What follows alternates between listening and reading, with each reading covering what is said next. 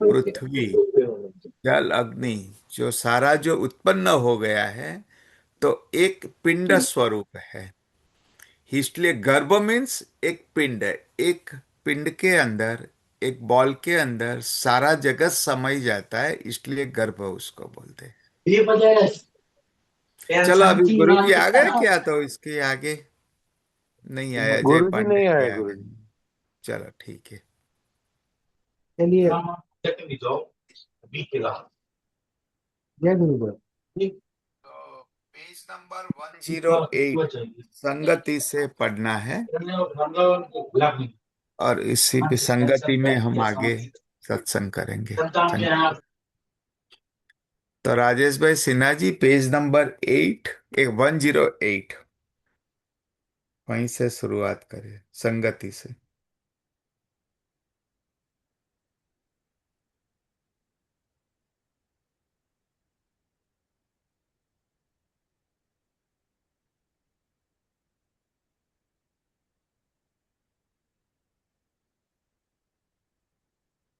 Hello, आवाज आ रही है क्या?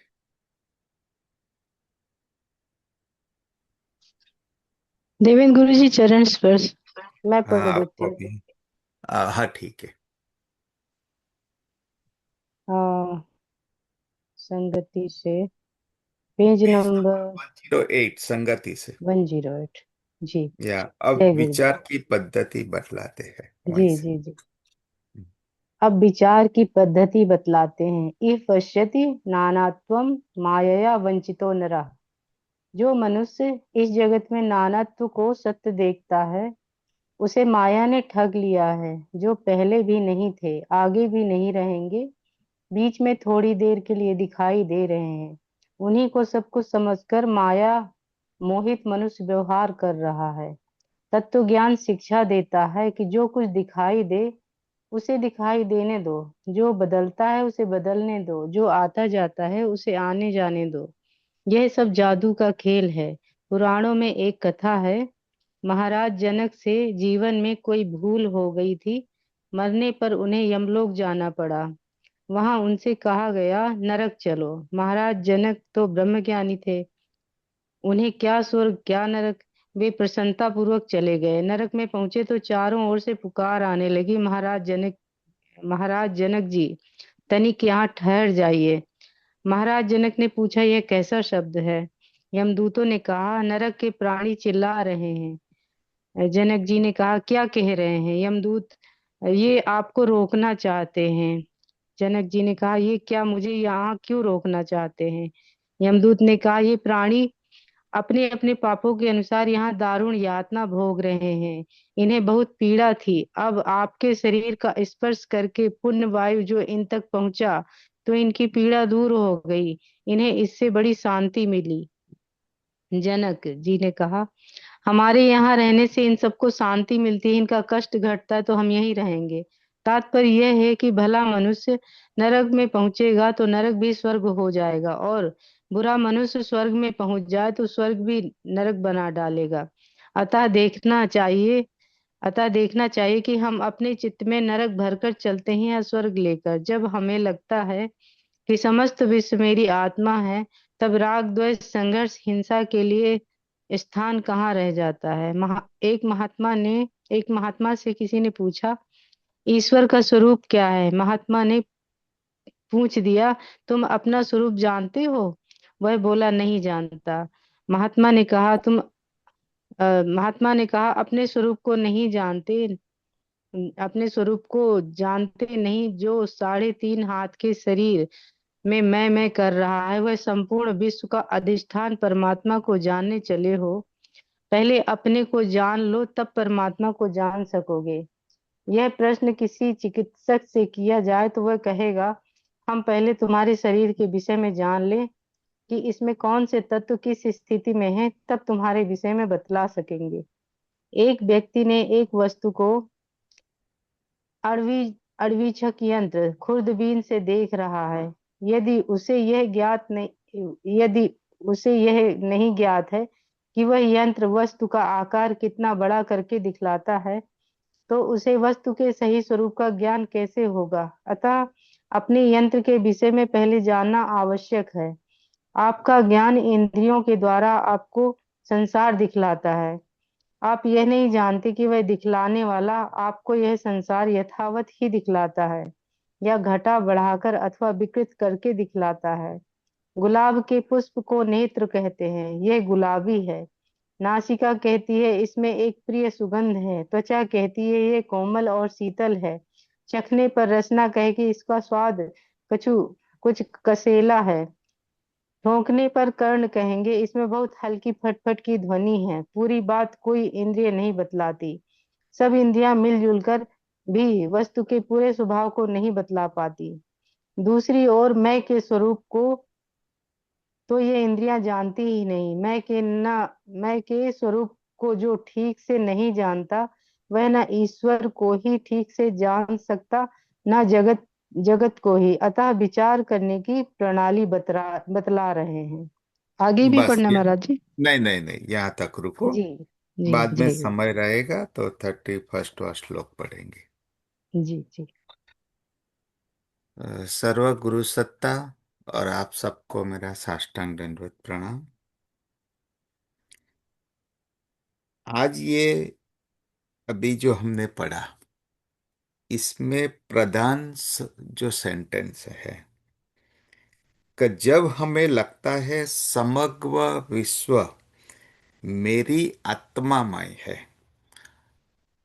अहम और इदम मीन्स हिरण्यगर्भ जगत अगर मेरे में ही समाया हुआ है, तब राग द्वेष संघर्ष हिंसा का स्थान कहाँ रह जाएगा। वो एक समझना जरूरी है, वो सेंटेंस। दूसरा, स्वर्ग नरक मीन्स सुख और दुख, उसकी अनुभूति मन बुद्धि और चित्त ही कर रहा है। हमने जो आत्मा का ज्ञान का स्वरूप जो 22 था, 22, वो सिर्फ दृष्टा और सिर्फ साक्षी है। तो ज्ञानी के लिए अगर साक्षी भाव में दुख या नरक की अगर कोई अनुभूति अनुभव होता है उसके जीवन में, तो अगर वो आप साक्षी भाव से देख रहे हो, तो दुख में दुख की अनुभूति नहीं होगी, सुख में सुख की नहीं होगी। और जैसे आप फिल्म की मूवी देख रहे हो, ऐसे ही अगर जगत की अगर अनुभूति और व्यवहार करो, उसी को साक्षी भाव दृष्टा भाव बताते हैं। वो अवस्था आने के बाद स्वर्ग और नरक दोनों जब ब्रह्म स्वरूप हो जाएगा, तो स्वर्ग और नरक दोनों ब्रह्म स्वरूप होने के बाद वो वो स्वर्ग या नरक दोनों एक ही समान रहेगा। तो ये इसमें जो हमने सत्संग में ये जो पढ़ा, तो ये दोनों प्रधान सब्जेक्ट है आज के।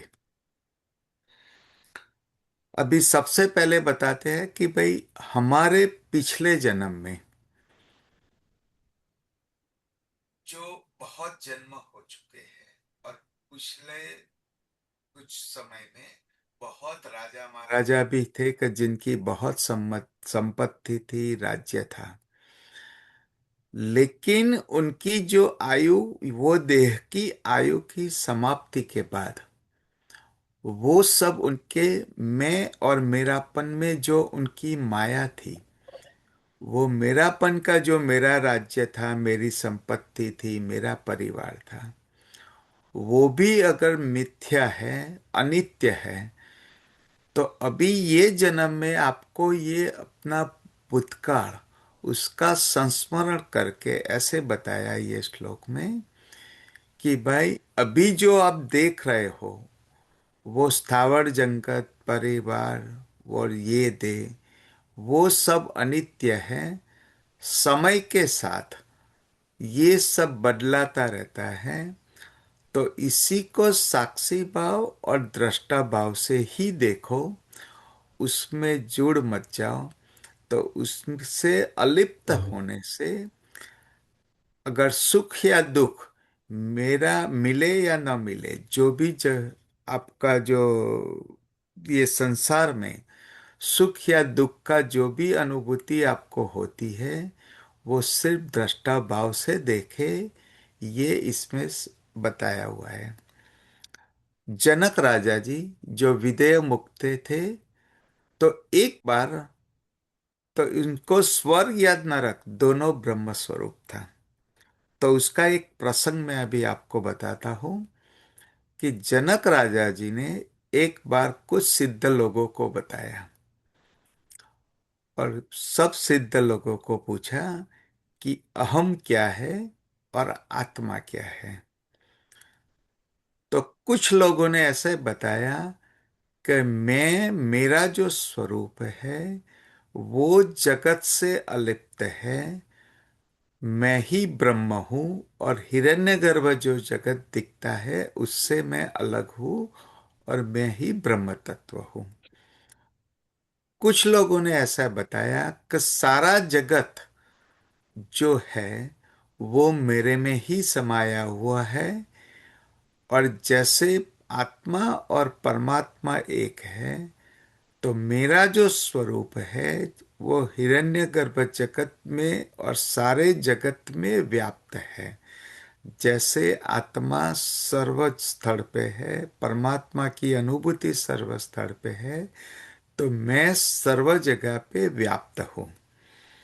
तब जनक राजा जी ने बोला कि ये दोनों जो ओपिनियन है, दोनों दृष्टिकोण, वो दोनों सही है। तो ये जो जनक राजा जी का जो स्वर्ग और नरक का जो अभी इसमें बताया हुआ है, कि जनक राजा जी जब स्वर्ग में गए या नरक में गए, तो नरक भी उनको ऐसा ही अनुभूति हुई थी कि नरक भी मेरे में समाया हुआ है, स्वर्ग भी मेरे में समाया हुआ है, और मेरा जो मैं शब्द जो हम यूज कर रहे हैं, जो अहम शब्द है, वो ही आत्मा है, वो ही ज्ञान का स्वरूप है। न वो ही ज्ञान का स्वरूप का जो 22 लक्षण है, वो हमने पिछले कुछ सप्ताह में जो सत्संग किया था, वो जगत से अलिप्त है। मैं सिर्फ एक साक्षी भाव हूँ, और मेरा मैं एक मात्र दृष्टा हूँ। उसी के कारण इसमें बताया कि भाई जनक राजा जी को नरक और स्वर्ग वो दोनों एक ही समान थे। तो इसलिए पिछले एक समय में भी हमने एक बार सत्संग किया था कि प्रारब्ध कर्म का भोक्ता कौन है। तो प्रारब्ध कर्म में जो सुख और दुख दोनों की जो हमें अनुभूति होती है, जो अनुभव होता है, दोनों का भोक्ता मन बुद्धि स्मृति चित्त है। वो पंचकोश तक ही सीमित है। लेकिन मैं जो अपना आत्मा स्वरूप है, जो ब्रह्म स्वरूप है, जो परमात्मा की अनुभूति हमारे देह में है और हर एक जीव में है, वो प्रारब्ध कर्म का भोक्ता नहीं है। और जो ज्ञानी है, कि जिसको दृष्टा भाव और साक्षी भाव की तरह ब्रह्म स्वरूप जगत की जो अनुभूति करता है, उनके लिए कोई प्रारब्ध कर्म है ही नहीं। उनके लिए सिर्फ ब्रह्म स्वरूप ही है। तो इसीलिए इसमें बताया कि जो समय के अनुसार जो बदलाव है, उसको इसमें आप लय, इसमें आप लय न हुए, उसको सिर्फ दृष्टा के माध्यम से ही आप देखें, तो वो स्वर्ग नरक सुख दुख आनंद और दुख की वो सब आपके लिए, आप एक स्थित प्रज्ञ अवस्था रहेगी, वो ही आपके लिए एक साक्षी भाव और अहम ब्रह्मास्मि त्वम ब्रह्मास्मि का स्वरूप है। दूसरा इसमें अखंडानंद जी ने एक सेंटेंस लिखा है का समग्र विश्व मेरी आत्मा में है, तब राग द्वेष संघर्ष इसका का स्थान कहाँ रहेगा। ये बहुत इंपॉर्टेंट चीज इसलिए मैं बता रहा था कि योग वशिष्ठ रामायण में वो दृष्टिकोण ऐसे बताया कि जैसे स्वप्न में सारा एक जगत खड़ा हो जाता है, और इसको आप जो अपना ही स्वरूप, आत्मा का जो आपका मैं, आपके अंदर जो कुंडलिनी शक्ति है और आत्मा, वो ही दृष्टा दृश्य और दर्शन बन के एक हिरण्यगर्भ जगत, एक जगत जैसे खड़ा कर देता है। उसी तरह, और स्वप्न के बाद जागृति में जब आपको पता चलता है कि वो सारा स्वप्नमय सृष्टि थी, वो आपके अणुमय जो कुंडलिनी शक्ति है और व्यष्टि स्वरूप जो आपके जीव है और जो आपका सूक्ष्म स्वरूप है, उसके अंदर ही समाया हुआ है। तो इसीलिए ये सेंटेंस जो अभी बताया कि मेरा सारा जगत, समग्र विश्व मेरी आत्मा में है। तो हम्म। स्वप्न के बाद जागृत में पता चल जाता है कि स्वप्न में जो आपने जो सारी सृष्टि की अनुभूति किया, जो आपके ही अंदर था, उसी वक्त जो सुख दुख राग द्वेष उसकी सारी अनुभूति किया, वो सिर्फ अध्यास था। अध्यास का मतलब वेदांत में ऐसे बताते हैं कि सर्पक अगर है और इसको आप रस्सी की अनुभूति करते हो, और वो वास्तव में वो सर्प है, उसी तरह ये जो जगत जो सब समग्र विश्व आप जो वास्तविक देख रहे हो, तो वो सारा अहम और इदम आपसे अलग जो अनुभूति कर रहे हो, वास्तव में वो सारा विश्व आपके अंदर ही समाया हुआ है। तो आत्मा का जो स्वभाव है कि दृष्टा दृश्य और दर्शन तीनों अपने ही अंदर उसको एक दृश्य स्वरूप बना देना, और वो ही दृष्टा आप हो, इसकी क्रिया को दर्शन बताते हैं, दर्शन होने की क्रिया। तो दृष्टा दृश्य और दर्शन वो आपके ही कुंडलिनी शक्ति रूप व्यष्टि स्वरूप जो अणु है, उसी के अंदर ही समाया हुआ है। अगर यही ज्ञान अगर आप हो जाए, तो फिर आपको ये जो सारे दिन में जो आप व्यवहार करते हो, अगर यही समय, अगर यही दृष्टि आपको रहे, तो आपको ऐसा लगेगा कि ये जो राग द्वेष की जो अनुभूति आपके मन बुद्धि और चित्त स्मृति को जो हो रही है, वो भी सारे विश्व अगर आपके ही अंदर है, तो राग द्वेष मोह माया वो सारा ब्रह्म स्वरूप हो जाता है। तो फिर उसको आपको अनुभूति ही बाद में नहीं होगी, और कोई सुख या दुख की अनुभूति नहीं होगी। तब ये जो राग द्वेष का कोई भी स्थान इसमें नहीं रहेगा। तो इसमें तीसरा एक शब्द इसमें बताया हुआ है कि गुलाब की अनुभूति पांच इंद्रियों के माध्यम से। तो जैसे नाक के माध्यम से हम उसकी स्मेल की अनुभूति करते हैं, स्पर्श के माध्यम से उसकी स्पर्श जो सॉफ्टनेस है उसकी अनुभूति करते हैं, दूसरा आंखों के माध्यम से उसका रेड कलर है तो लाल कलर की अनुभूति करते हैं, पांचों इंद्रियों के माध्यम से कोई भी पदार्थ है, कोई भी है, हिरण्य गर्भ में और इस विश्व में एक एग्जाम्पल दिया हुआ है कि भाई गुलाब की अनुभूति पांचों इंद्रियों के माध्यम से अलग अलग आप अनुभूति कर रहे हो, लेकिन सब पांचों इंद्रिय को देखने वाला एक ही है, मैं मीन्स अहम, और गुलाब जो है वो इदम है।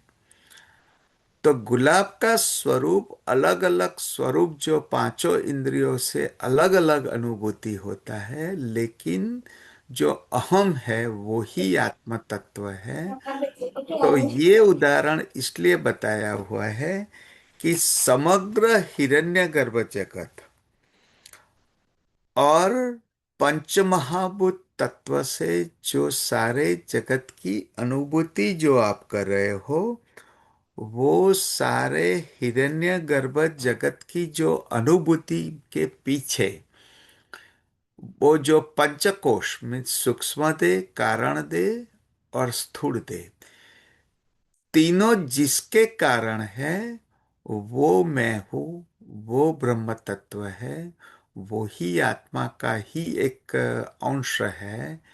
न वो ही अहम भाव का स्फुरण से ये चारों और शक्ति और वो ही दृष्टा, दृश्य और दर्शन, तीनों के माध्यम से जो आप जो विश्व की अनुभूति कर रहे हो, और इसके अंदर एक गुलाब का उदाहरण दिया कि पांचों इंद्रियों का कार्य अलग है, लेकिन पांचों इंद्रिय के पीछे मैं मीन्स अहम, वो तो एक ही है। तो वो ही अहम का जब आपको ज्ञान होगा, वो अहम जो है उसका ज्ञान, उसी को ही अपरोक्ष अनुभूति बोलते बताते हैं, उसी को ही आत्म साक्षात्कार बताते हैं। तो वो ही अपरोक्ष अनुभूति होने के बाद वो ही परमात्मा का ही स्वरूप है। तो वो जब आपको ज्ञान होगा, तब ये सारे हिरण्यगर्भ जगत और पंचमहाभूत तत्व की जो अनुभूति है, उसके पीछे जो मैं है, जो अहम है, वो ही आत्मा का ही एक अंश है। तो वो ही ज्ञान जब होगा, तब आपको स्वर्ग, नरक, सुख, दुख, विश्व, वो सब के लिए आप एक साक्षी भाव और दृष्टा भाव हो जाएगा। वो ही तुर्यावस्था है एंड वो ही दृष्टा भाव है। तो अभी मैं गुरुजी आ गए हैं। तो गुरुजी, हमने ये जो संगति के बाद ये 2 पेज का जो हमने अभी पठन किया, और उसका सारांश मैंने आपको बताया, और उसके बाद 31 श्लोक में अहम और इदम, उसका हम्म। जो स्वरूप है, वो अहम का स्वरूप क्या है, वो उसके बारे में बाद में आगे पढ़ेंगे। तो ये अभी जो हमने बताया, इसके अंदर आप अभी हमें थोड़ा ज्ञान दे। और आप सब लोगों को भी विनंती है कि आप इसके अंदर, और पिछले 2 सप्ताह से मैं पंचकोश का मूल कारण मैं हूँ, वो अहम है। तो मैं, अगर आप अपने देह के अंदर मैं शब्द आप किसके लिए यूज करते हो, अगर वो ही अगर आप ढूंढ पाओगे, वो ही मन बुद्धि स्मृति के माध्यम से मैं का स्वरूप अगर आप अनुभूति करोगे, तो ये 2 श्लोक में उसका हमारा एम है, वो ही हमारा मुख्य ध्येय है।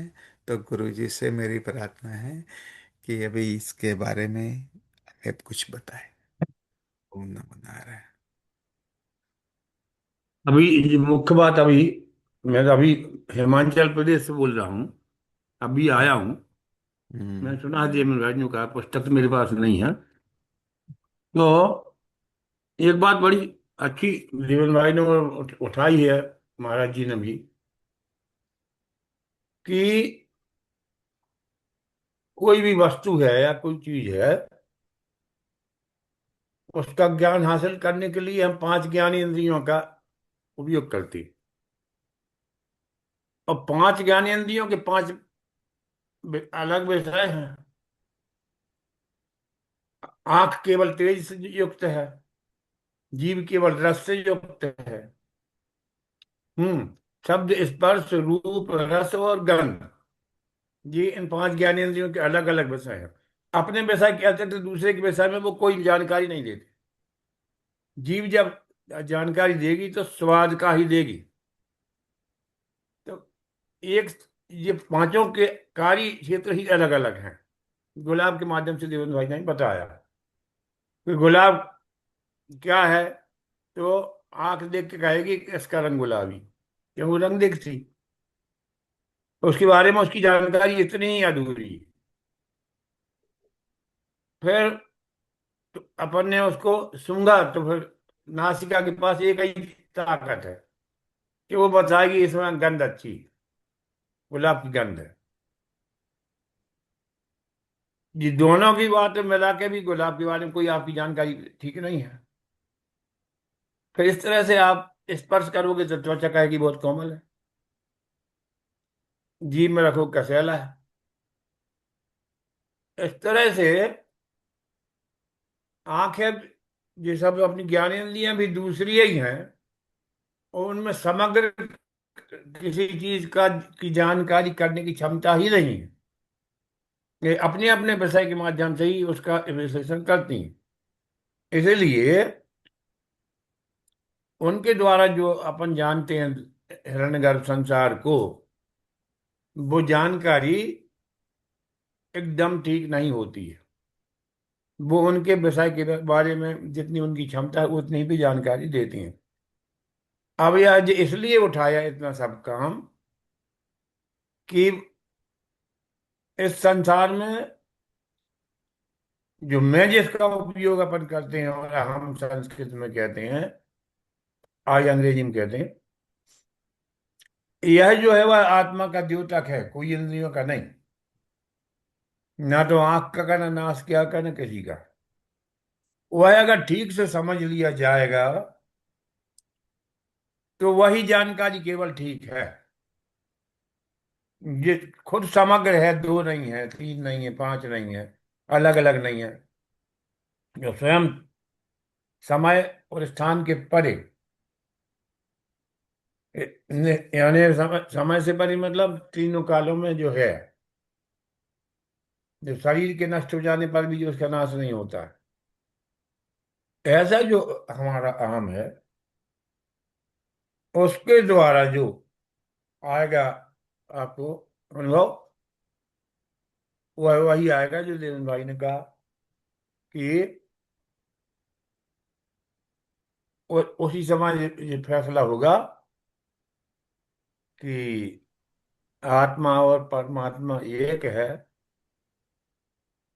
अखिल विश्व मोह पाया, सब पर मोह बराबर आया। जो जो अज अलख गत कोई, कि वह आंखों से दिखाई देने वाला नहीं, क्योंकि आंख में क्षमता ही नहीं। तो वह जो परमात्मा है वह इस ज्ञान के द्वारा अगर अपन जानकारी में आएगा, अनुभव में आ जाएगा, तो वह सत्य रहेगा, क्योंकि वह बटा बटाया अनुभव नहीं होगा। इंद्रियों के द्वारा और पुस्तकों के द्वारा या किसी के द्वारा भी जब तक अपन उसको जानने की कोशिश करेंगे, वो तब तक पूरा नहीं होगा जब तक कि हम अपने आत्मभाव में स्थित ना हो। इतना इसका अभी जो देव भाई ने विश्लेषण किया, इतना मैं समझ सका हूँ। मैं तो अभी आया हूँ, बाकी और सेना जी वगैरह बैठे हैं, उन्हें पूजा होना होगा, पढ़ा भी होगा। अभी इस बारे में अपनी बात रखें। गुरुजी, ये संगति की शुरुआत में राजा हम्म। जनक जी का उदाहरण दिया था। तो हम्म। इसमें उनको कुछ कारण के वजह से राजा जनक जी नरक में गए। हम्म। तो नरक भी उनके लिए ब्रह्म स्वरूप समान थी, ब्रह्म दृष्टि थी। हम्म। तो उनको कारण दूसरे जो नरक के आत्मा थे उनको भी मन को शांति प्राप्त हुई। और तब यमराजा ने उनको पूछा, उनको, कि नरक में भी आप सुख से ही रहते हो, उसमें सुख की अनुभूति करते हो, तो उसका कारण क्या है? हम्म। तब जनक जी ने बताया कि मेरे कारण नरक के आदमी को अगर सुख की और शांति की प्राप्त होती है तो नरक हम्म। मेरे लिए अच्छा है। ये अभी इसमें बताया संगति में। जी।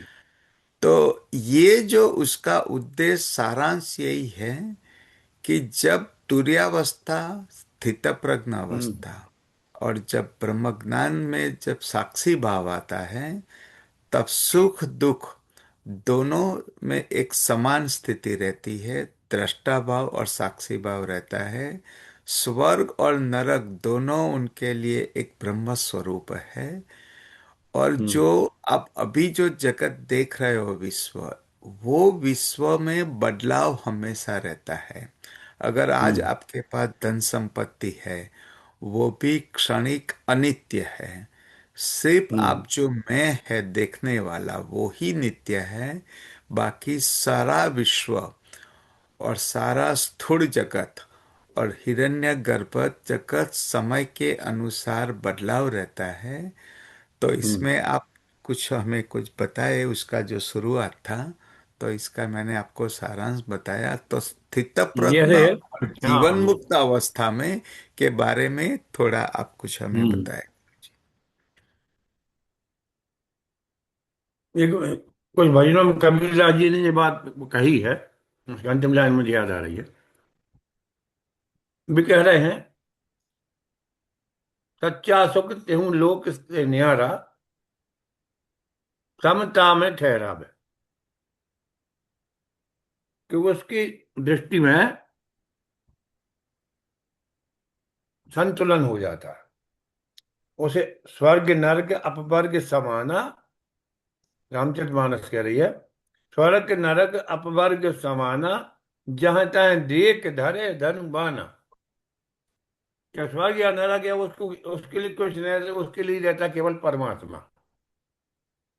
तो वो कहीं भी जिस ओर निगाहें जाती हैं उसके ही दर्शन पाती हैं। तो वो वहां लिख रहे हैं, जहां तक वो अपने परमात्मा की प्रतीति होने लगती है। वो समता दृष्टि आई उसमें। अब जिसकी भी दृष्टि ऐसी हो जाएगी, तो अपने को भी एक अंदाज है इस बात का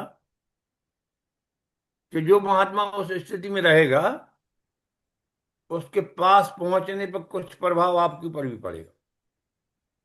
क्योंकि हम तो बहुत ज्यादा महात्मा के साथ रहने का मौका मिला है। अच्छे, जिसकी दृष्टि स्थिर हो गई है, उसके पास बैठने से वो रामचरितमानस वाले प्रसंग आ जाता है कि प्रभु तब आश्रम आए, समता में थे का गोस्वामी, तो जी भी समता में थे, करोड़ जी, मगर भी वहां गए। तो जिसमें होता उसका कितना प्रभाव होता। प्रभु तब आश्रम आए, मोर मोह ब्रह्म भाग, कारण कबन सुनाथ सब कहो सहते अनुराग। वो कहता है कि मैं ब्रह्मा जी के पास गया और सब देवताओं के पास गया। ब्रह्मा जी ने समझाया कि यहाँ तबई हो तब संशय भंगा, तो भाई बेन ते खगे, बेन ते शंकर पर जाओ, शंकर जी के पास जाओ, जो स्वयं उसमें स्थित रहते हैं हमेशा ध्यान में, और तुम्हारा ठीक हो गया। शंकर जी के पास गए, तो ये देखो अपना ब्रह्मा जी के पास उसका मोह दूर हुआ, और न शंकर जी के पास हुआ। शंकर जी के पास भी गए, पार्वती जी भी थी, कुछ नहीं हुआ। वो कह रहा है कि जब मैं का गरुड़ जी के पास गया, काकुशल के पास गया, तो मेरे सब मोह भंग हो गया, एकदम प्रतीति हो गई परमात्मा की। प्रभु तब आश्रम में आए, मोर मोह ब्रह्म भाग, कारण कवन सो नाथ सब कहु सहज अनुराग। तुम्हें न व्यापत काल अति कराल, कारण कवन मोह सो कहु दयालु, ज्ञान प्रवाह की योग बस। तब उन्होंने कहा कि नहीं, जब परमात्मा की कृपा से, गुरु कृपा से, साधन की सिद्धि से समता में स्थित जिसकी दृष्टि हो जाएगी। समता का मतलब ही है न सुख न दुख, न अच्छा न बुरा, न ऊपर न नीचे, न छोटा न बड़ा, कुछ नहीं, सब में एक परमात्मा व्याप्त है। ऐसा जब हो जाएगा, तब वो जनक राज ऐसे ही थे। जनक राज को आगे जाने से, इसको कम शब्दों में कहे तो नरक में उन्होंने कदम रखा है, तो वो नरक ही स्वर्ग में परिवर्तित होने लगा, कि सारे जीव सुख ही सुखी हो गए। और धर्मराज ने कहा कि, उनसे पूछा कि ये क्यों ऐसा हो रहा। बोले कि ये समता में स्थित जनक राज जी हैं, इनके प्राणों का इतना प्रभाव है कि जो उसके रेंज में आ जाएगा उसको ही वही हाल हो जाए। जैसे काकभूषण के पास जाने के बाद गरुड़ जी का हो गया, इसी तरह जनक राज जी जाने के बाद नरक में हो गया। ऐसा अपन भी थोड़ा बहुत अनुभव अपन कहीं कर सकते हैं। तो मुख्य बात यह है कि ये द्वंद्व से ऊपर उठना है। द्वंद्व से जब ऊपर उठेगा, सुख से दुख से, अच्छे से बुरे से, साधु से असाधु से, जब जब तक ये अपन इस तरह की विभाजन करते चलते हैं कि जी अच्छा वो बुरा, तब वो विभाजन अपने भीतर बना रहता है और तब तक हमारी सत्य की तरफ दृष्टि जाती ही नहीं। तो यहाँ उन्होंने यही बताया कि इंद्रियों के माध्यम से, इंद्रियों के द्वारा जो फैसला करोगे वे अधूरे रहेंगे हमेशा। क्योंकि एक इंद्री अपने विषय के अतिरिक्त दूसरे के बारे में कुछ नहीं जानती। ये चीज मीठी है जो तो आंख थोड़ी बता सकती, ना कान बता सकती, ना त्वचा। ये तो केवल जीभ बखाई बताएगी, वो तय जानती। तो जो अलग अलग बटा हुआ है ये इनका सामर्थ, तो ये सामर्थ जब इकट्ठा होगा तो वो मैं होगा, वो होगा आत्मा। उससे जब दृष्टि जाएगी तो वो यही कहेंगे कि जहां तहां देख धरे धरे धनुवाना, जहां देखो उस एक ब्रह्म की प्रतीति होगी इन, और नहीं तो नहीं। तो हमें वो है अपने इस बोध को समता में स्थित करना है, ताकि हम उस तत्व को सारे संसार में जान सकें। ऐसा मुझे लगता है। बाकी कुछ रह गया हो तो भाई बताएंगे, और नहीं सुना जी। गुरुजी, आपसे ही अभी मेरा एक प्रश्न है हम्म। कि हम जब सत्संग करते हैं हम्म। तब ये सब जगत ब्रह्म है। हम्म। अब और जो आपको हिरण्यगर्भ जग दिखता है वो भी नाशवंत है, बदलाव होता रहता है। हम्म। ये जब सत्संग करते थे उसकी अवस्था हमारे मन बुद्धि स्मृति में परमानेंट नहीं रहती है। और हम्म। अगर हमने सत्संग बंद कर दिया तो थोड़े दिन में फिर माया से जुड़ जाते हैं और हमारे कुछ अहं ईगो का कोई हर्ट होता है, कुछ धन की हानि होती है, अगर परिवार में कोई दुखद घटना होती है तो हमें वो सब ब्रह्म ज्ञान भूल के, दृष्टा भाव से भूल के तुरंत जगत से जुड़ जाते हैं। तो ये अवस्था स्थित प्रज्ञ अवस्था, जो जनक राजा की विदेह मुक्त जीवन मुक्त अवस्था थी, वो अगर पाना है, और ये सिर्फ बात जो ज्ञान योग की सिर्फ सत्संग के बात के साथ अगर हमें हम्म। जीवन के आचरण में लाना है तो वो हम्म। अवस्था कैसे प्राप्त हुए, क्योंकि वो अवस्था बहुत दुर्लभ है। अगर आप सारे ग्रुप में अगर 50 लोग हैं तो वो हर बिल्कुल। एक को अवस्था प्राप्त कैसे हुए, वो थोड़ा सा आप मार्ग बताएं। और आप आज दूसरे हम लोग आ भी रहे थे। वही रास्ता बताए कि वो अवस्था स्थित प्रज्ञ की कैसे प्राप्त होगी। आज ये प्रश्न जी हमारे बाजू में बैठा है, इसने ये प्रश्न तो रेलगाड़ी में पूछा। किसी ना जी, प्रदीप ने जैसे घर में आए हैं यहाँ, हम्म। तो उसने पूछा कि ये कैसे होगा। तो हमने कहा कि अगर अपन कोई भी हम में से अपन आपस में सब एक परिवार है, इसलिए कह रहे हैं हम, अगर हम ऐसा समझते हैं कि हम सवेरे 5 बजे या 4 बजे बैठ गए हैं और 5:30 बजे उठ गए हैं, साधन हो गया, काम का साधन हो गया, संडे के दिन ये सत्संग हो गया, इतना हो गया। तो हमने कहा इसको पतंजलि ने और सब महात्माओं ने, और आप भी जानते हो, आप खुद भी कहते हो कि ये अभ्यास है। अभी आप जी अभ्यास करते हो, ये आपका स्वभाव नहीं है। अभ्यास और स्वभाव में बड़ा अंतर है। ये स्वभाव होगा जिस दिन, उस दिन इसने कहा कि कैसे होगा स्वभाव का, क्या पहचान रहेगी। तो हमने कहा कि उस आत्म तत्व की अनुभूति बगैर कुछ किए 24 घंटे हर हालत में बनी रहेगी, वो सही बात है। तो उसको बार बार सार सार शास्त्र सुचिंतित पुनि पुनि देखिए। बार बार अपने आप भीतर अपने आप को पकड़ो। बार बार 24 घंटे में अभ्यास करो इस बात का कि हमारी, कम से कम इतना तो अपने अभ्यास करें कि हमारी जो शक्ति ध्यान में अपन रोज ले बैठते हैं, कुंडलिनी शक्ति का अनुभव होता है, वो भाई अभी तुम बाजार में खड़े हो तो कहाँ है जरा पता तो लगाओ। इसका बोझ बैठा ना पड़ेगा व्यवहार में, और वो बैठता है, ऐसी बात नहीं है। ऐसी क्या कि वो किताब में लिखी थी, ऐसी बात तो कुछ भी नहीं है। मगर उसके प्रति आप सचेत हो जाओ। जब भी आप अपने आप को टेस्ट करते रहो कि आप किस स्थिति में हो। वो जो ध्यान के समय आपकी एकाग्रता बनती है, और ये स्थिति बनती है जब अपन कहते हैं ध्यान कर नहीं रहे, ध्यान हो रहा है, और हम उस शरीर के बोझ से मुक्त हो गए, स्थान के बोझ से मुक्त हो गए, हम समय के बोझ से मुक्त हो गए। हमें ये पता नहीं हम कितने बजे हैं, हमें यह पता नहीं हम कहाँ बैठे, हम कुछ भी पता नहीं है, केवल एक शून्य में हमें सच मान लीजिए। वहां दूसरा कुछ नहीं है, ना कोई अनुभूति कराने वाला ना करने वाला। वो तो एक समता में स्थित है। तो ये केवल 4 से 5 की बात नहीं है, और ना तो 1-2 घंटे का काम। ये तो आपको जिंदगी में इसको अपने आप को बार बार खुद की जांच करना पड़ने की कि आपकी स्थिति कहाँ है। और जब यहाँ से हम लोग करने लगेंगे तो वो धीरे धीरे बात बनेगी। एक बात इसमें और चिंता की नहीं है ज्यादा, हम सबसे कहते हैं कि ये क्षेत्र ऐसा है, इसमें लेट कभी नहीं हो आप, कि नहीं अब इतना समय निकल गया अब नहीं हो सकता, नहीं, वो तो कभी भी हो सकता है। इसमें विलंब कभी नहीं हुआ, अब नहीं हमें होगा आत्मज्ञान, ऐसी बात नहीं है।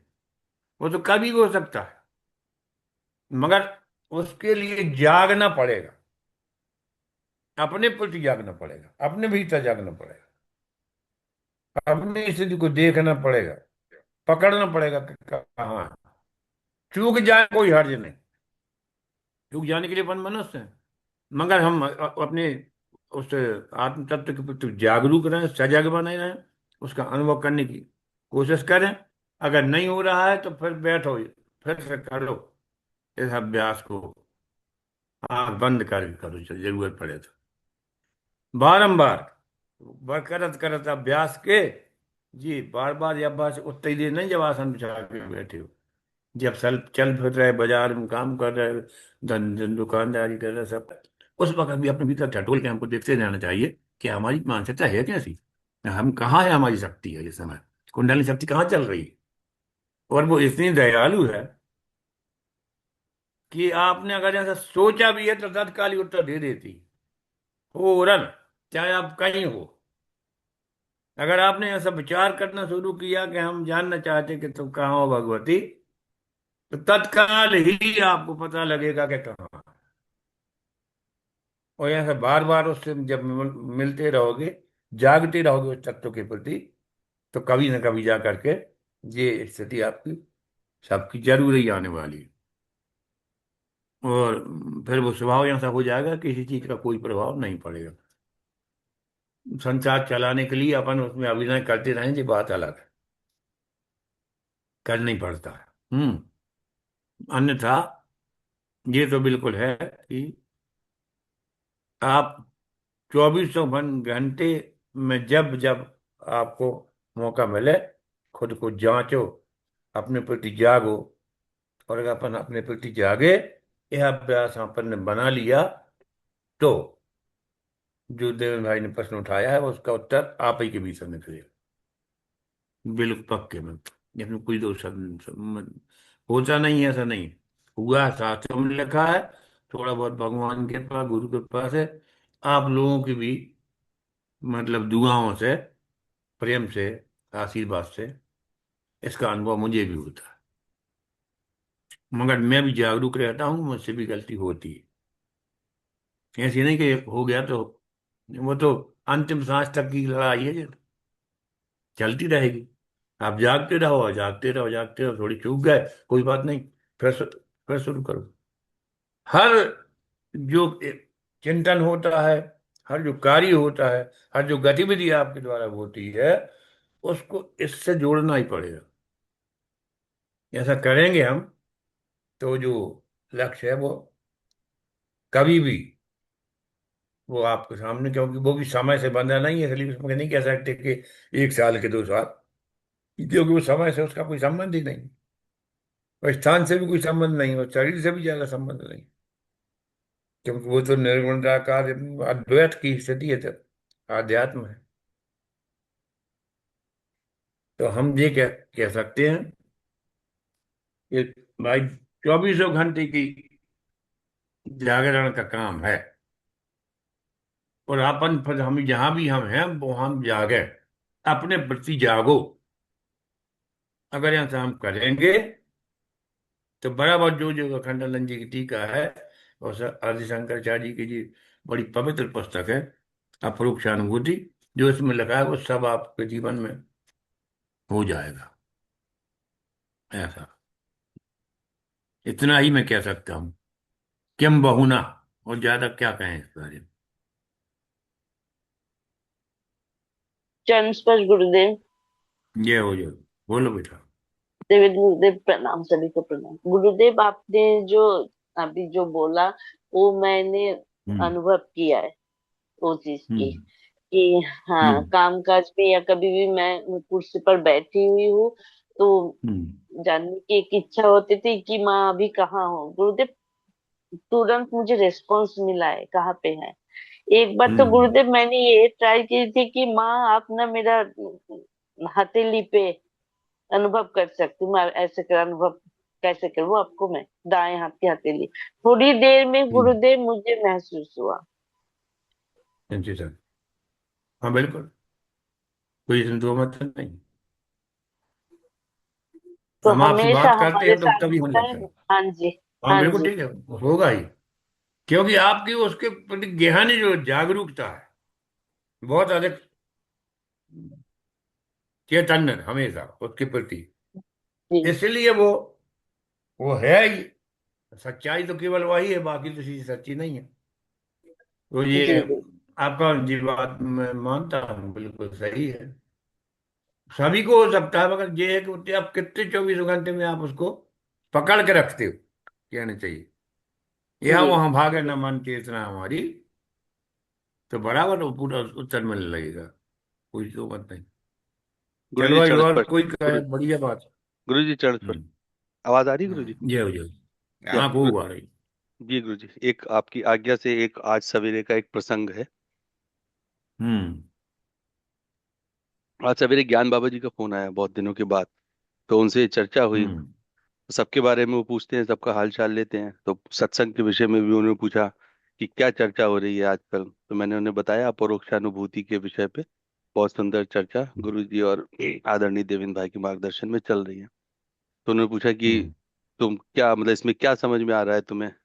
तो मैंने बताया कि देव भाव से ऊपर उठ के और आत्म भाव में रहना, और प्रत्यक्ष अप्रत्यक्ष और परोक्ष की जो परिभाषा है उसका अभ्यास जीवन में, ऐसे करके मैंने अपने समझ में छोटा सा उनको बताया उनसे। तो उन्होंने मुझसे प्रश्न किया कि जो शरीर है, शरीर बदलता रहता है लेकिन आत्मा नाशवान नहीं है। तो हम्म। तुम जो तुम जो अभ्यास कर रहे हो हर दिन, जो तुम सुबह उठते हो, काम करते हो, फिर सोते हो, फिर अगले दिन की वैसी ही दिनचर्या है, तो जो तुम काम करते हो सबसे ज्यादा तुम्हारा ध्यान उसमें ही रहता है। उसी की वजह से हम बाकी चीजों से, हम्म। मतलब स्मृति भ्रम हो जाता है, काम में ही हम लगे रहते हैं। हम्म। तो ये जो तुम्हारा अभ्यास है कि जो प्रत्यक्ष परोक्ष और अपरोक्ष का, या हम्म। शरीर और आत्मा का, इसको तुम अपने काम हम्म। में किस प्रकार देख पाते हो, इसका कोई क्या कोरिलेशन बात, तुम्हें बढ़िया बात, बहुत अच्छा। समझ में आ रहा है कि नहीं समझ में आ रहा है, इसका कोई उदाहरण बताओ। हम्म। तो मैंने अपने तरीके से उनको बताने की हम्म। कोशिश करी, लेकिन फिर मैंने कहा कि आप ही बाबा जी समझाइए। आपके मन में जरूर कोई ना कोई एक विशेष उदाहरण होगा, तो आप ही बताइए। तो मैं इसमें अधिक समय आपसे नहीं ले रहा हूँ। तो उन्होंने कहा कि जितना मैं जानता हूँ तुम मोबाइल की दुनिया में काम करते हो, टेलीकॉम में हो। तो इसका एक सीधा हम्म। सा उदाहरण ऐसे समझो कि जिस प्रकार से आत्मा शरीर में रह रही है और शरीर हम्म। परिवर्तनशील है, लेकिन हम्म। आत्मा का नाश नहीं होता और हम नए नए स्वरूप में आ जाते। ठीक उसी प्रकार से दिन भर जो तुम्हारे हाथ में मोबाइल है, ये मोबाइल परिवर्तनशील शरीर है तुम्हारा। अभी ये पुराना हो गया, इसका बटन खराब हो गया, स्क्रीन टूट गई, आवाज नहीं आ रही, तो तुम मोबाइल बदलते हो, लेकिन तुम अपना सिम नहीं बदलते। नए मोबाइल में लेके तुम पुराना सिम लगा लेते हो, तो सारे कांटेक्ट वापस आ जाते हैं तुम्हारे। और वाह। तुम सबसे फिर पुनः वैसे ही बात शुरू कर देते हो। तो हम्म। ये आत्मा का स्वरूप वो सिम है जो जीवन दर जीवन एक नए मोबाइल फोन में जा रही है, वो बदलता जा रहा है। लेकिन ये भी समझो कि इस बिल्कुल। सिम को पावर कहाँ से मिल रहा है। अगर इसको सिग्नल ना मिले तो यही सिम कितने भी अच्छे मोबाइल में तुम डाल दो, ये बेकार है, इससे किसी से बात नहीं कर हम्म। सकते। तो इस सिम की भी जो हम्म। ताकत है, जो अपरोक्ष ताकत है, सिग्नल, वो उस टावर से आ रही जो तुम्हारा परमात्मा है। तो हम्म। ये प्रत्यक्ष रूप में ये मोबाइल शरीर है तुम्हारा, इसके अंदर परोक्ष रूप में वो सिम है, और अपरोक्ष में रूप में वो सिग्नल हम्म। जहां से आ रहा है, तो करता वही है। तो दृष्टि हमेशा उस सिग्नल पे है। लेकिन लोग ये कहेंगे आवाज अच्छी नहीं आ रही है, तो इस तरीके से उन्होंने समझाया। तो ये एक एक नया पहलू था जहां पर मैं जिस काम को कर रहा हूँ उसी में इस रहस्य को किस रूप से और विस्तार दे के, और इस स्मृति को अपने से अलग शरीर न मानते हुए शरीर से अलग हटके कैसे देखे, तो ये बड़ा सुंदर आज उनकी एक अ, कृपा नहीं, बहुत बढ़िया हो रहा। बात हुई। बहुत अच्छा। सभी के लिए भी, क्योंकि आप तो खैर उसमें विशेषज्ञ हो, मगर उपयोग तो हम सब करते ही हैं। हम्म। तो कम से कम उतने जो, माने जितना भी जितने 100 ग्राम का मोबाइल है मान लीजिए, तो अब वो कितने ग्राम की है, हम तो जानते ही नहीं है। 2 ग्राम, दो माने वो तीन ग्राम कोई की। ग्राम की नहीं, जी। जितनी भी है ना। जी जी। तो 97 ग्राम तो उन्होंने काटे ही था वो आपको। जी। है ना। 97 ग्राम में जो आपकी चेतना भटक रही थी पूरी मोबाइल के, क्या क्या कहते हैं उसको, हार्डवेयर, है, है हाँ। ना, हार्डवेयर। तो हार्डवेयर तो डिवाइसेस। उन्होंने फिर अलग कर दिया, सॉफ्टवेयर में डाल दिया, कम से कम इतना काम तो कर ही दिया, है ना। तो 97% तो दूर कर दिया। हम जो कह रहे थे उसमें उनने बहुत पॉइंटेड कर दिया आपको कि अब आप सिमटा खाओ, जी है ना। समय क्वांटम ना समझने लगो, क्यों उसके बाद भी उपग्रह है। हम्म। जी। तो वो अनंत तक विस्तार उसका। मगर हाँ, इस तरह से एक बहुत बढ़िया बात तो है। बढ़िया बात यह है कि स्थूल और सूक्ष्म कारण से समझ में काम चलना नहीं है ना। उसको वहां ही समझना पड़ेगा, बार बार, कि बार बार कर करो, आप उसको पकड़ो। और अपन लोगों में कुछ लोगों ने पकड़ के भी कुछ माने इसको प्रमाणित पाया है। और वो तो शास्त्रों की बातें प्रमाणित ही रहती हैं। यह है कि हमने जैसा सोचा कि अपने प्रति जागो, खुद में खुद जागो। और वो हमेशा, जैसे हमारे अतुल शर्मा वगैरह हैं, जो बिजली का भी काम जानते हैं, तो वे कहीं गए हूँ मरघटा में, मरघटा में भी इलेक्ट्रिशियन जाएगा। आप कहीं भी कुछ भी अस्पताल में जाए, अगर उसके पॉकेट में टेस्टर नहीं है, ऐसा हो नहीं सकता। कहीं जाए वो, भर्ती रह साल तो भी टेस्टर लगो ही रखी काम, क्योंकि उसके बगैर उनको काम ही नहीं चलता। तो टेस्टर लगा के कर लेते काम। वो टेस्टर अपना भी जी अभ्यास है। हम्म। ये आपके पास हमेशा रहना चाहिए, जब लगा के देखो कि कहाँ करंट है कि नहीं, और करंट है तो कहाँ है। और जैसे कौन कह रहा था कि हाँ, अभी चंदा कह रही थी, तो मैंने कहा हथेली करंट है कि नहीं, भगवती यहाँ होगा नहीं, तो वो करंट मारने लगती वहां से, स्पंदन होने लगता है। आप लोगों को भी हो जाता है। अभी ईमानदारी से अच्छे विचार करोगे, इस समय हम कहाँ है शक्ति, तो वहीं स्पंदन हो जाए, यहाँ है, विदाउट फेल। आप कितने उसके प्रति ये एकाग्र हो, ये बात साथ जाए। अगर आप उसमें पूरी तरह तन्मय हो गए हो, तो आपको तत्काल पता लगेगा कि आपकी हालत का है। वहीं वो उत्तर दे देती। तो बाबा जी को भाई बहुत प्रणाम। अब जब बात हो तो प्रणाम हमारी तरफ से जी। स्पेशली। किरण भाई, आपने कम से कम ये ऐसा उदाहरण दिया कि 97% तो ऑपरेशन अलग ही कर दिया। इसके जी। बारे में सोचने नहीं है ना। जी। अब ये 3 3 ग्राम की बची केवल, और टावर और उस पर उपग्रह, इतना ही अब सूक्ष्म में ले रहा है। तो बहुत अच्छा है। अच्छा चलिए, चलो भाई, और कौन बोल रहा अजय है? भाई, सच्ची भाई आपका आपने जो बताइए कि प्रश्न नहीं? है उसको मैं योग हाँ वशिष्ठ बोले बोले। महारामायण से उसका उत्तर बताता हूँ जी। कि भगवान रामचंद्र जी ने ये सेम प्रश्न गुरु वशिष्ठ जी से किया था कि मेरे इतने जन्मों से ये जगत सत्य है, वो मेरे चित्त में दृढ़ हो गया है। वो ही दृढ़ जगत को व्यवहार के साथ हम जुड़े हैं। उनकी इस वक्त उनकी आयु थी 13 साल की थी भगवान रामचंद्र जी को। तो ये उससे मैं ब्रह्म दृष्टि को कैसे मैं उसको मेरे समता या साक्षी भाव मेरे में स्वभाव में आए। तब गुरु वशिष्ठ जी ने ऐसे उत्तर दिया था जो निर्वाण प्रकरण में है कि जब आप स्वप्न देखते हो तो स्वप्न में जो सुख दुख की अनुभूति करते हो उससे जुड़ जाते हो, तब आपको पता नहीं रहता कि ये स्वप्न आपके अंदर ही जुड़ा हुआ है और ये सारा ब्रह्म है। लेकिन जागृत अवस्था में जब आप स्वप्न के बारे में सोचते हो तब आपको पता चलता है कि ये सारा स्वप्नमय सृष्टि मेरे में ही समाया हुआ था और उस वक्त जो अनुभूति मुझे हो रही थी वो भी एक ब्रह्म स्वरूप ही थी।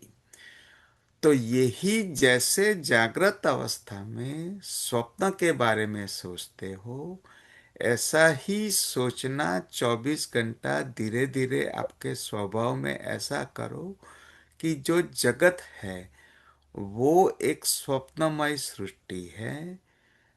ये जगत, वाह बढ़िया बात। तो ये जो स्वप्न में अभी बताया, अभी ये सेंटेंस जो अभी आपको 110वें पेज में जो बताया कि समग्र विश्व मेरी आत्मा में है, ये अभी हम्म। गुरु जी ने बताया।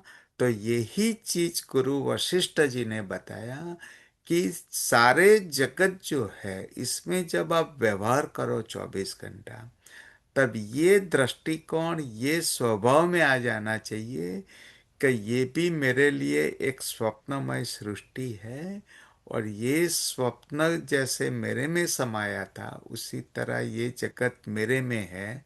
अगर ये स्वभाव 24 घंटा रहेगा तो ये जगत से आप जो डिटेच हो जाओगे, साक्षी भाव तुरंत आ जाएगा। न बढ़िया यही बात है, आपको वाह। ब्रह्म दृष्टि पाने में सबसे श्रेष्ठ मार्ग है। तो ये चीज आप जो अभी ज्ञानी बाबू हैं उनके साथ ये पॉइंट पे भी आप सत्संग करके हमें बताना कि गुरुजी ज्ञानी बाबू क्या कर रहे हैं। और ज्ञान किसी को बाबा। इसके बारे में, हाँ, और किसी को ये बारे में अपना दृष्टिकोण बताना है तो आप सब लोगों से मेरी विनती है कि आप भी बताएं। न ये कोटेचा साहब प्रदीप जी को भी उनका कंसेप्ट क्लियर हो गया होगा कि जी। भाई अभी आप सुबह जो प्रभु गुरु जी से प्रश्न किया था, तो ये अलग अलग माध्यम से अलग अलग दृष्टिकोण से उसका उत्तर है। जी। चना जी कुछ कह रहे हैं क्या? जय गुरु जी। हम्म। सुखदेव भगवान की जय। आज का हम्म। सूत्र आपने दे दिया है, अपने प्रति जागो। हम्म। हाँ वही। तो इस सूत्र को अगर पकड़ लेंगे, हम्म। अच्छी तरह से अपनी अंतरात्मा में उतार लेंगे, तो हमें लगता है कि फिर कुछ करने के लिए रह नहीं जाएगा। आज के प्रकरण में महात्मा जी का जो उदाहरण दिया गया, उन्होंने कहा कि भाई तुम भगवान को खोजने के लिए निकले हो, परमात्मा को खोजने के लिए निकले हो, अपने को जानते हो क्या? मैं कहा नहीं हम्म। जान। तो उन्होंने यही जवाब दिया कि अगर अपने को जान जाओगे तो परमात्मा को जान जाओगे।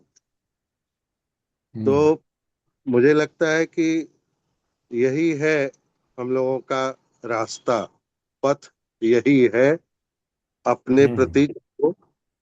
और जैसे जनक जी का उदाहरण दिया गया और उसमें यही बताया गया कि भाई अगर हम अपने स्वरूप को जान लेते हैं और यह समझ लेते हैं कि सारा जगत हमें ही समाहित है, तो फिर राग द्वेष और ये हिंसा घृणा इन सब चीज का कोई भी स्थान नहीं रह जाता। जी तो ये बिल्कुल। जितनी समस्याएं हैं, मुझे लगता है कि ये सारी समस्याएं तिरोहित हो जाती हैं अगर हम इस चीज को समझ लेते हैं।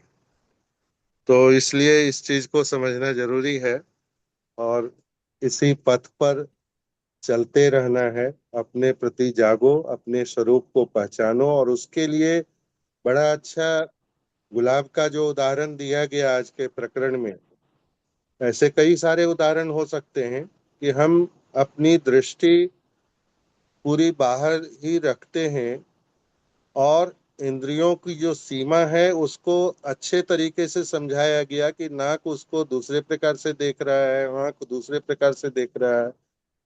सभी इंद्रियां अपने अपने तरह से देखती हैं क्योंकि उनकी अपनी सीमा है। कोई सिर्फ देख सकता है, कोई सिर्फ सुन सकता है, कोई सिर्फ स्पर्श कर सकता है, कोई सूंघ सकता है, कुछ भी हो सकता है।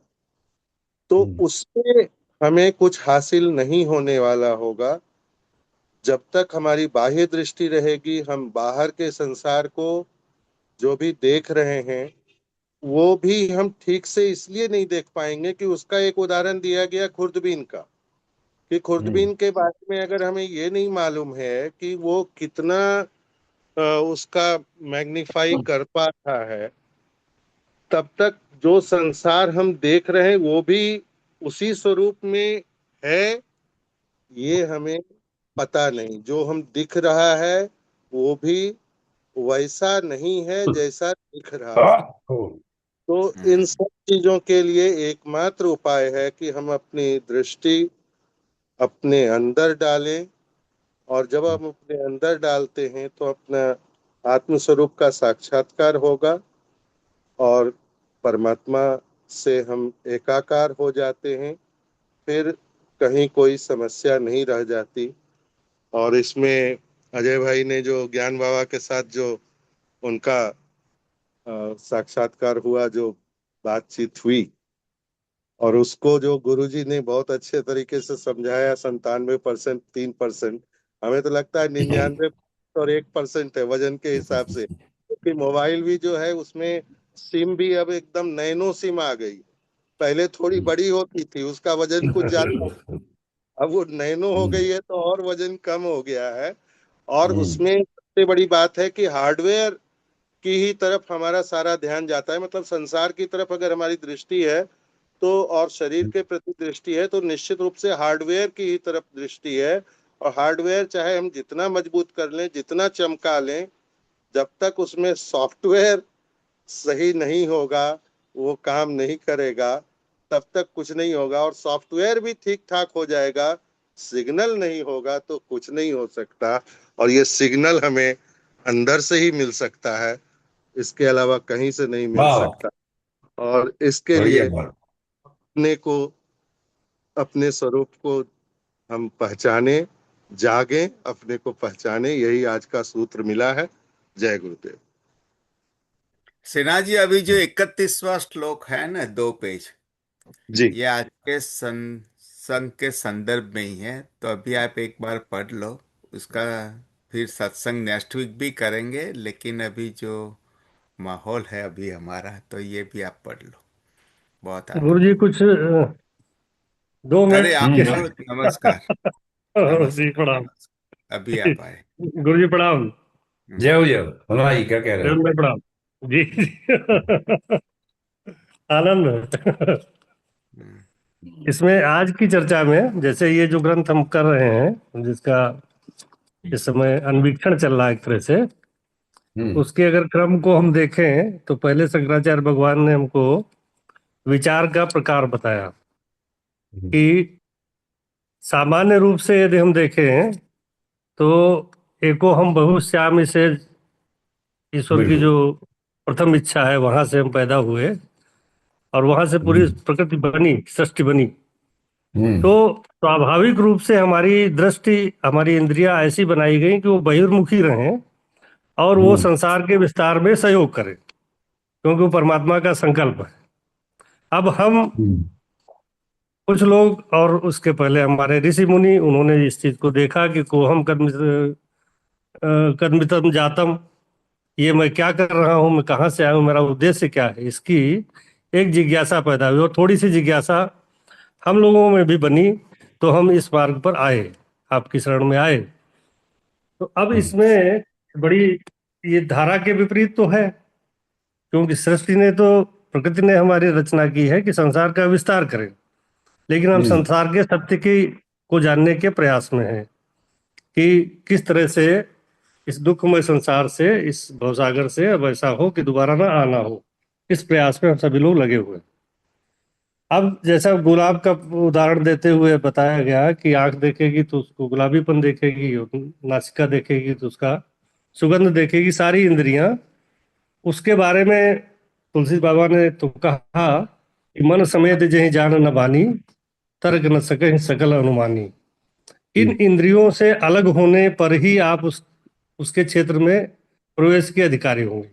और सभी इंद्रियों का अधिष्ठाता मन। अब जैसे आप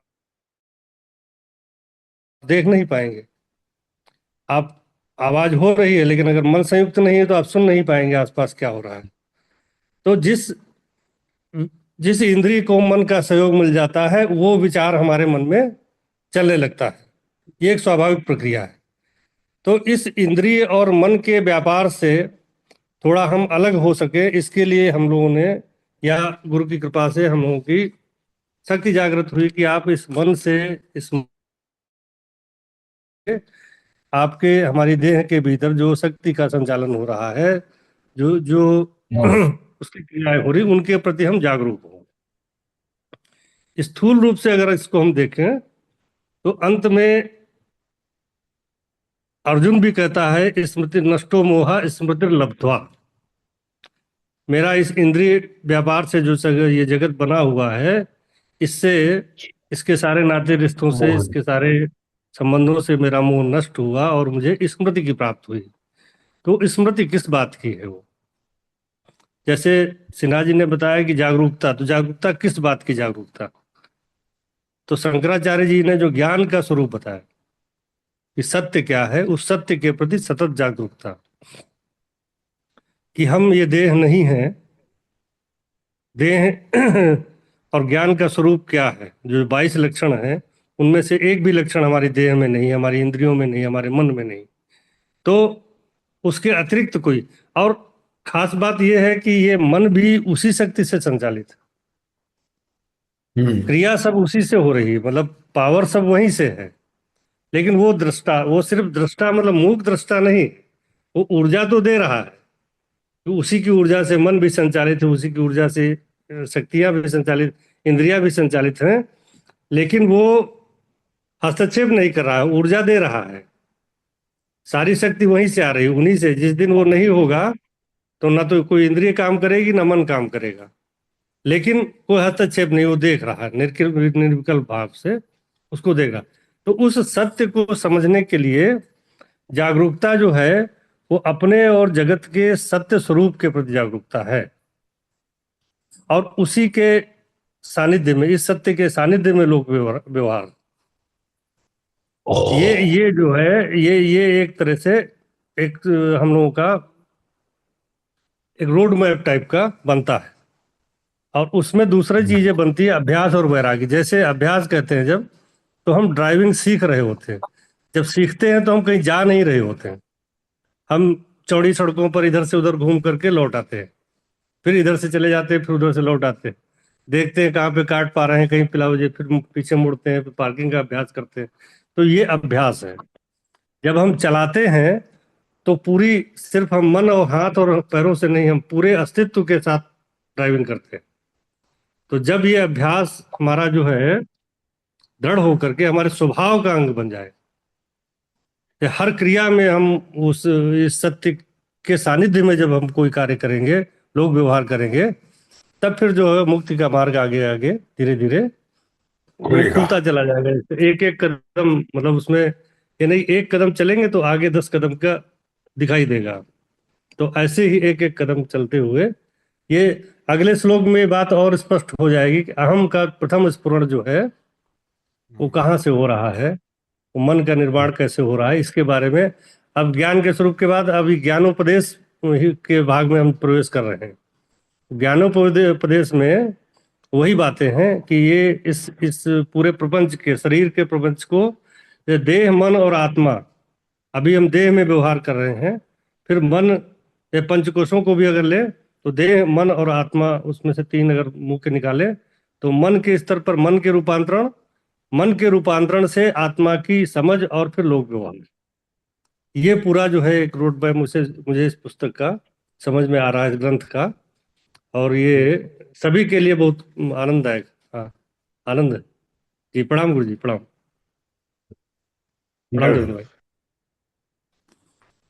गुरुजी एक मन में ज्ञान में एक क्या। एक एक प्रश्न आया गुरुजी मन में अभी, जैसे शंकराचार्य जी ने जिस प्रकार से वेदांत का प्रतिपादन किया और आज से हम्म। कुछ समय पहले उनका आविर्भाव हुआ और हम लोग उस पर चर्चा करके और इस यात्रा को उन सिद्धांतों के अनुसार आगे बढ़ा रहे हैं, तो ये मानवता तो और आगे बढ़ेगी। तो ये भी संभव है क्या कि और 2000 4000 5000 साल बाद फिर कोई ऐसा महापुरुष अवतरित हो और एक और कोई नई अवधारणा प्रकट हो ईश्वर को जानने की, जो इस वेदांत या द्वैत द्वैत से भी अलग, ऐसा हो सकता है क्या? बिल्कुल हो तो सकता बिल्कुल है। देखो, बिल्कुल बिल्कुल। सत्यम ज्ञान अनंतम ब्रह्म, वेद का हाँ, वाक्य है। बिजना के मार्ग है अनंतम ब्रह्म। तेते हम्म। सरग नकत और तंतुनुआ देते। एक ये मार्ग, ये तो कोई कह ही नहीं सकता। जी जी जी, उसकी अनंतता है, वो यही उसकी खासियत है। यही तो विशेषता है जी। इसके लिए हाँ, बहुत से मार्ग निकलते ही चले जाएंगे। अपना हम्म प्यूरिफिकेशन जितना होगा, अपने हम्म गुरु महाराज कहते थे, हमसे कहते थे। हम्म वो बात हमने शायद आपसे कभी कही कही भी होगी। हम्म महाराज जी कहते थे कि हमारा जो शक्तिपात महायोग है, उससे अगली स्टेज महर्षि अरविंद वाला जो है अखंड महायोग, हम्म उससे अगली स्टेज में हम उनने हमसे कई बार की ये बात कि हम अकेले मुक्त होने से कम हमारे यहाँ तक मामला पूरा हो जाता है। तो बेटो महर्षि अरविंद, फिर बाद में अगर ये शरीर प्यूरिफाइड हो जाए पूरी व्यवस्था, तो यह एक आसन हो जाए, इसके बाद अनंत का चिंतन करते हैं। हम्म उसके बाद ब्रह्मांड का आसन बना के उसके ऊपर जाते। तो इसकी अनंतता का कोई सीमा कैसे हो सकती है? अनंतता का मतलब ही ये। तो वे कहते थे अपनी अगली स्टेज तो अरविंद घोष का जो है अखंड महायोग है ही। स्वामी जी अपने गुरु जी कहते थे हमसे। क्योंकि अब अपन जहाँ चल रहे हैं जी, बिल्कुल स्टार्टिंग पॉइंट है। अभी बहुत है इसके बाद, बहुत निकलेगा। आदमी जितना प्यूरिफाइड होता जा रहा है, आदमी की समझ जितनी पवित्र होती जाएगी, सूक्ष्म होती जाएगी, ग्राहकता बढ़ती जाएगी, उससे अपने यहाँ तक, जब देवन भाई बोलते ही हैं कि 4 महावाक्य बोल के कोई कुछ नहीं, केवल हम ब्रह्मास्मि इतने में काम चल जाता है, हो जाता था। सामने वाले ये संकल्प ट्रांसफर कर देते थे, उसकी सिद्धि हो जाती थी। ये 4 वेदों की 4 महावाक्य जो है ये कोई, ये थोड़ी कि कुछ करना पड़ता था। वो जो उनका गुरु था वो इतना कर सिद्ध है, तो वो जो कहता था वो सिद्ध हो जाता था सामने वाले में। तो वो जो कितनी फास्ट हो गई बात। तो और कुछ निकलेगा ये तो बात पक्की है। और उसकी अनंतता, ज्ञान भी अनंत है। हरि अनंत, हरि कथा अनंता। हाँ, जी। और कहाँ सुनई बहुविधि सब संता। ये तो इसमें प्यूरिफिकेशन होता ही चला जाए। ये तो हमें पूरा विश्वास है, जितना हम सुना समझा है। और जी होना ही चाहिए, जब तक तो उसकी परमात्मा की अनंत अनंतता सिद्ध होगी ना, जी। तो ज्ञान की भी अनंतता सिद्ध होगी। वो कहीं रुक जाएगा, यहाँ से कैसे हो सकता है? तो ये तो होगा। जी पर अपन जहां से चल रहे हैं अपन वहीं से चले। जी। ये है।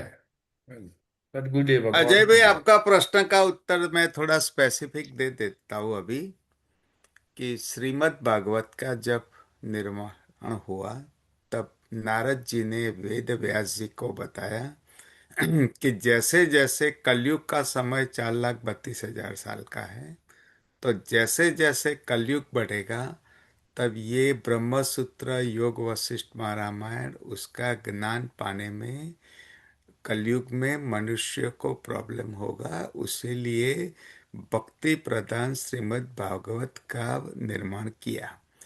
श्रीमद् भागवत में ऐसे बताते हैं कि जैसे जैसे कलयुग बढ़ेगा, तो कृष्ण जन्म के अभी 5,100 साल हुए हैं, तो ये जो कृष्ण जन्म की जो आप अगर फ्यूचर के बारे में सोचे, तो इसमें बहुत स्पष्ट बताया है कि और 5,000 साल तक।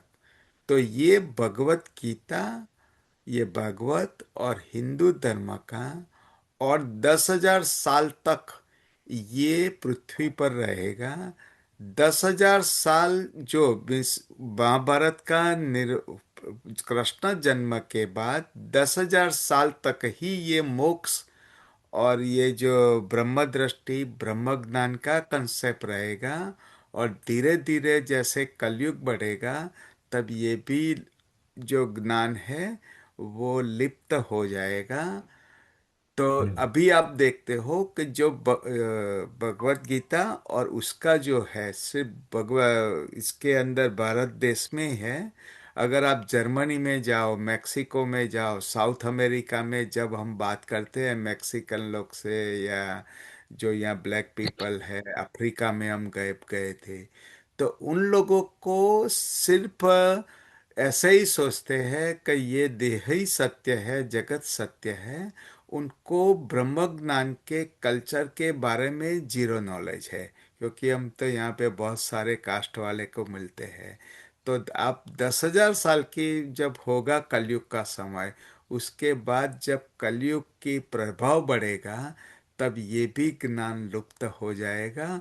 और बाद में पता नहीं कल्कि का अवतार कब होगा, वो तो मालूम नहीं है। लेकिन ये सारा उल्लेख उपाद ने भी बताया हुआ है, उनका भी ये उल्लेख है। और ये भी है, तो अभी आपको भी अनुभूत होता होगा कि आप जब दूसरे कंट्री में जाते हो और दूसरे कल्चर से मिलते हो, तब उसको कोई ज्ञान नहीं है। तो ये धीरे धीरे कलयुग बढ़ने के बाद ये लुप्त हो जाएगा। सदगुरुदेव भगवान की जय। अब देवन भाई ने कहा है, अगर वो कोई कुछ कह रहा है तो कह दीजिए, पढ़ने को जो कहा है वो पढ़ो। नहीं, एक बार अभी पढ़ हमारे पास लेते हैं और इसकी पढ़ो। सत्संग नेक्स्ट वीक करेंगे, क्योंकि हाँ 31वां श्लोक राजेश भाई सिन्हा, अभी आप 2 पेज पढ़ ले तो बहुत आनंद होगा। ये आज जी। के संदर्भ में ही है। उसका सत्संग नेक्स्ट वीक करेंगे फिर से पढ़ने के जी बाद। हाँ जी। श्लोक। हम्म। 31। अहम शब्देन विख्यात पर स्थूल नेकता प्राप्त अर्थ स्यादेकः युमान। अहम शब्द के द्वारा प्रसिद्ध एक ही परम तत्व स्थित है। यह पुरुष ऐसा शरीर कैसे हो सकता है जो स्थूल और अनेक रूप होता रहता है। अहम शब्देन, मैं एक है और स्थूल सृष्टि अनेक है। नेत्रों के सामने बहुत से रूप आते हैं, ये रूप अनेक हैं। हम एक हैं।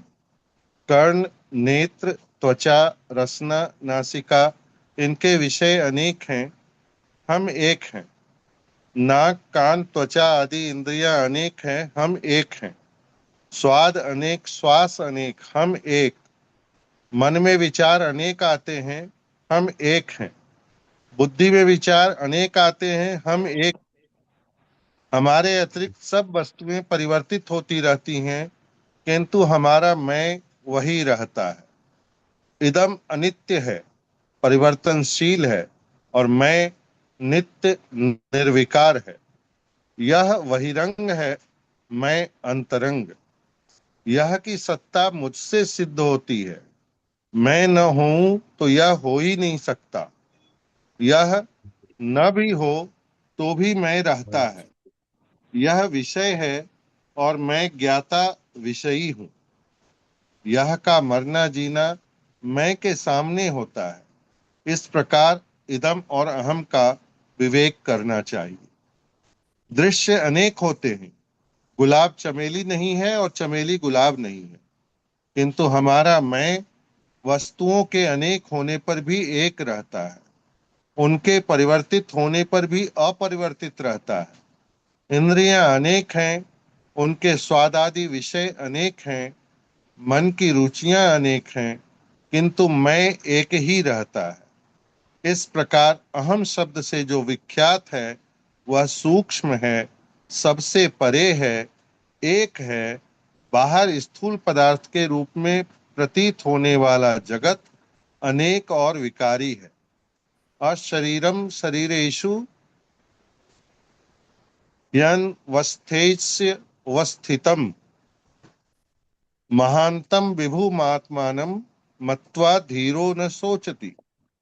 शरीरों में अशरीरी और परिवर्तनशीलों में अपरिवर्तित महान विभु को अपना आत्मा जानकर धीर पुरुष शोक नहीं करता। बदलने वालों में जो बिना बदले रहता है, छोटी छोटी वस्तुओं में रहकर जो महान है, उपादान रूप में जो सब में व्याप्त है, आत्मा होने से जो चेतन है, उसे कोई दुख दे नहीं सकता, उसका किसी से संस्पर्श नहीं होता। एक व्यक्ति ने महात्मा से पूछा, ईश्वर कैसा है? महात्मा, तेरे जैसा। वह, मैं कैसा हूं? महात्मा, ईश्वर जैसा। वह, हम दोनों कैसे हैं? महात्मा, एक जैसे। प्राप्त वस्तु की उपेक्षा करना और अप्राप्त को चाहना मनुष्य का स्वभाव है। आप मृग और सर्प दोनों क्या के नेत्रों की तो आलोचना करते है हैं, जमाओ? किंतु आपके नेत्र कैसे हैं इस पर कभी ध्यान नहीं दिया। इसी प्रकार आप अपने को नहीं देख पाते। श्रीमद् भागवत में एक दृष्टांत आया है, जब चंद्रमा समुद्र में था तब मछलियां उसे भी एक साधारण मछली ही समझती थी। वह अमूर्त पूर्ण है, इसका उन्हें ज्ञान ही नहीं था। इसी प्रकार श्री कृष्ण को यदुवंशी अपने जैसा ही मानते थे, किंतु जब श्री कृष्ण हस्तिनापुर चले गए तो वे रोने लगे। ऐसे ही आप भी अपने को जानते नहीं, अपने को समझे बिना आप दूसरे को समझ ही नहीं सकते। धन, पुत्र, पड़ोसी और शरीर को भी यदि आप समझते हैं तो उन्हें ऐसा क्यों नहीं बना लेते कि वे आपको दुख न दें।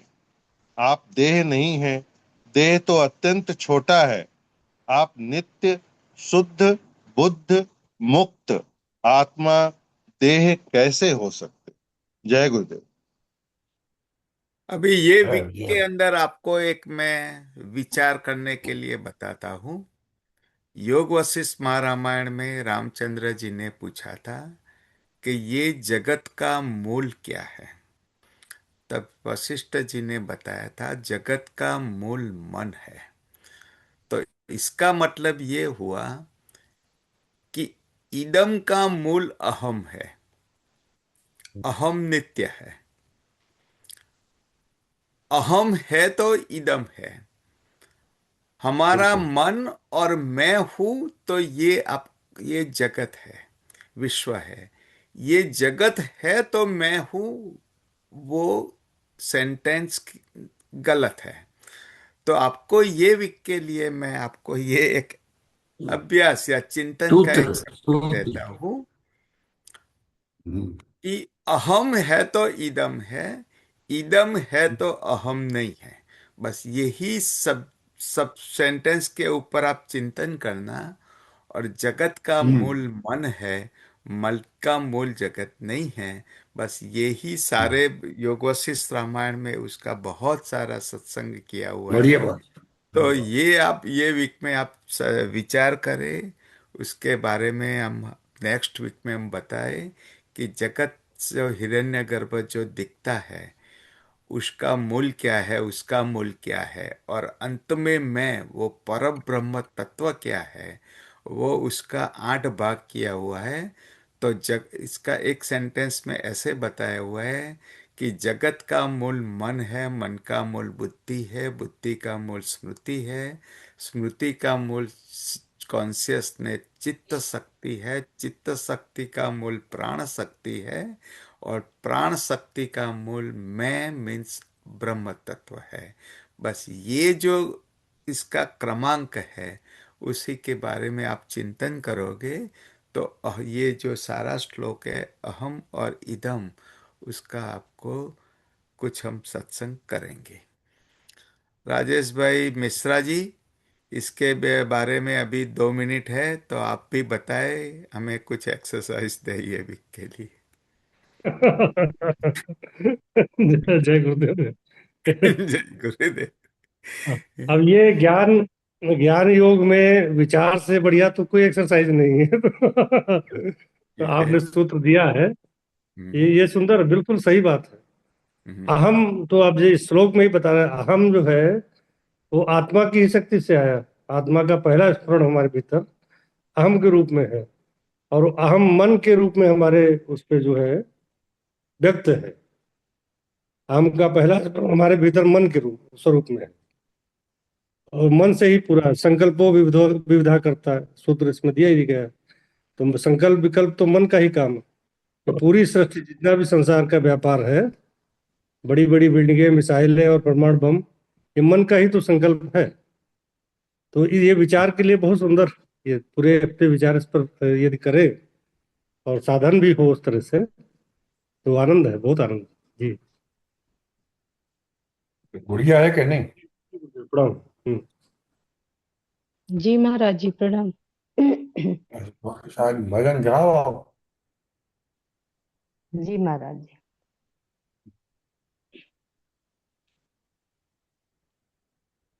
जय गुरुदेव।